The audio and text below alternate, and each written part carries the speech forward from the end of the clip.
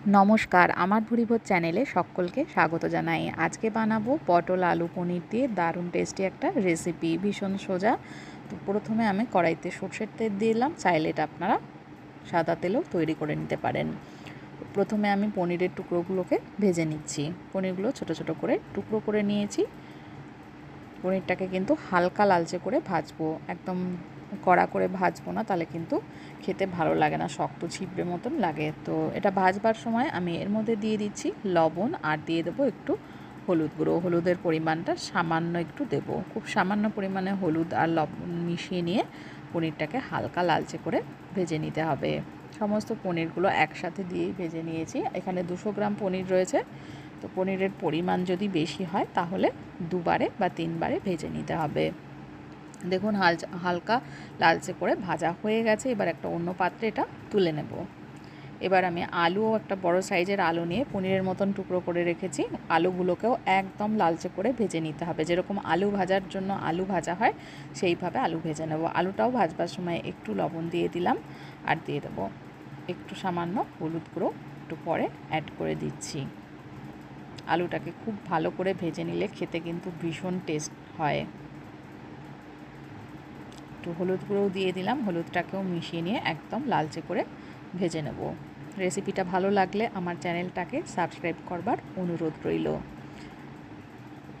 বিভিন্ন রকমের নিরামিষ রান্নার রেসিপি আমার চ্যানেলে আপলোড করা আছে এবং তাছাড়াও আমিষ রেসিপিও আপলোড করা আছে, চাইলে আপনারা সেগুলো দেখে নিতে পারেন। দেখুন আলুটাকে কিন্তু খুব ভালো করে ভেজে নিয়েছি, খুন্তি দিয়ে সহজেই কেটে যাচ্ছে। এটাকে তুলে নিয়েছি, তুলে একটা অন্য পাত্রে রেখে দিয়েছি, যেখানে পনির রেখেছি সেখানেই তুলে রেখেছি। এবার যেটুকুনি তেল রয়েছে তার মধ্যে একটা শুকনো লঙ্কা, দুটো তেজপাতা আর দিয়ে দিলাম সাদা জিরে ফোড়ন। ফোড়নগুলোকে ভালো করে ভেজে নেব। ফোড়নটা ভাজা হয়ে গেলে এবার আমি এর মধ্যে দিয়ে দিচ্ছি কেটে রাখা পটলগুলো। পটলের অল্প খোসা রেখে এইভাবে টুকরো করে কেটে নিয়েছি।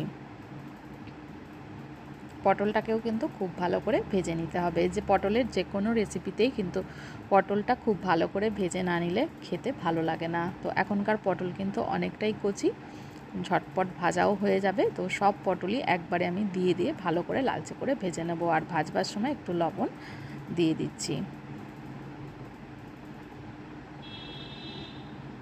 পটলের যতক্ষণ না লালচে কালার ধরছে ততক্ষণ পর্যন্ত ভেজে নিতে হবে। এবার দিয়ে দিচ্ছি আদা কাঁচা লঙ্কা বাটা, এখানে 1/2 ইঞ্চি আদা, 2-3টে লাল লঙ্কা রয়েছে কাঁচা লঙ্কারই, যেগুলো পেকে যায় লাল রং হয়ে যায়, সেইগুলো বেটে নিয়েছি একটু জল দিয়ে। এবার দিয়ে দিচ্ছি একটু হিং। হিং দিলে কিন্তু অসাধারণ লাগে খেতে। আদার সঙ্গে হিং মিশিয়ে দিলে একটা পেঁয়াজের ফ্লেভার আসে। নিরামিষ রান্নার জন্য কিন্তু হিং পারফেক্ট। আর হিং কিন্তু আমাদের হজমেও সাহায্য করে। খুব ভালো করে এটাকে কষিয়ে নিতে হবে। এবার দিয়ে দিচ্ছি আমি ধনে গুঁড়ো, 1 চামচ ধনে গুঁড়ো দিয়ে দিলাম, 1/2 চামচ লঙ্কা গুঁড়ো দিয়ে দিলাম আর দিয়ে দেবো এর মধ্যে একটু হলুদ গুঁড়ো দিয়ে দেবো। এবার দিয়ে দিচ্ছি জিরে গুঁড়ো 1 চামচ।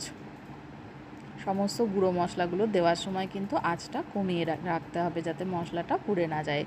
এবার আঁচটা একদম কমিয়ে রেখে মশলাগুলোকে একটু মিশিয়ে নিচ্ছি। চাইলে আপনারা মশলাগুলো একটু সামান্য জলে গুলেও দিতে পারেন।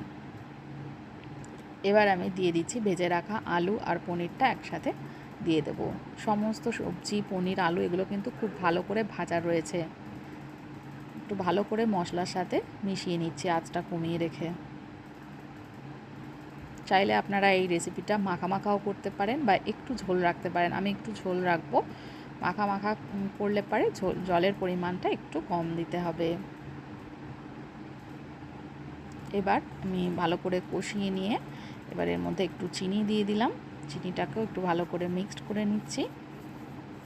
ভীষণ সহজ একটা রেসিপি, ঝটপট হয়ে যায়। এবার ভালো করে চিনিটা মিশিয়ে নিয়ে এবার একটু জল দিয়ে দিলাম।